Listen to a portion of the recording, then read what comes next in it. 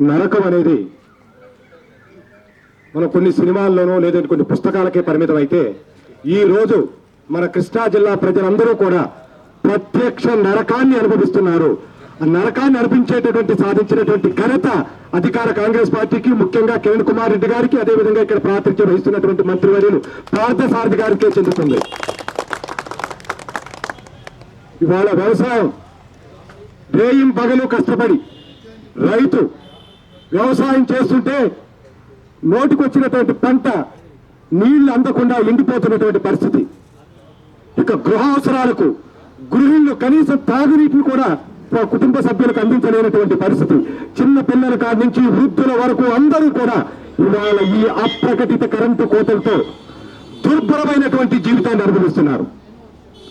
ప్రభుత్వం సంక్షేమ ప్రభుత్వం ఎంతో గొప్పగా ఆర్భాటంగా చెబుతున్నారు. 9 గంటలు కాదు కదా, కనీసం 2 గంటలు కూడా వ్యవసాయానికి ఇవ్వలేనటువంటి పరిస్థితి. ప్రభుత్వం కేవలం గ్రామీణ ప్రాంతాల్లో 12 గంటలు మాత్రమే కరెంటు కోతలు చెబుతున్నారు. కనీసం 5 గంటలు కూడా కరెంటు అందించలేనటువంటి పరిస్థితిలో రాష్ట్ర ప్రభుత్వం ఉంది. ఇవాళ వైఎస్ఆర్ కాంగ్రెస్ పార్టీ తరఫున రాష్ట్ర ప్రభుత్వానికి మేము విన్నవిస్తున్నాం. ఒక ప్రజలందరి తరఫున అప్పీల్ చేస్తున్నాం. ప్రకటించిన ప్రకారం మీరు కోతలు ప్రకటించినటువంటి సమయాల్లో మాత్రమే మీరు కోతలు విధించండి.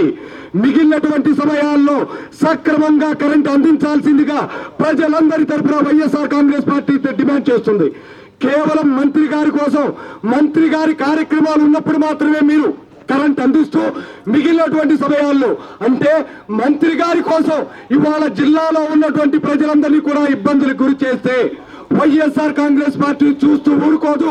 ప్రజలందరి కోసం, ప్రజలందరి దృష్టిలో పెట్టుకొని వైఎస్ఆర్ కాంగ్రెస్ పార్టీ ప్రభుత్వం పోరాటం చేస్తుందని తెలియజేస్తున్నాం. Thank you.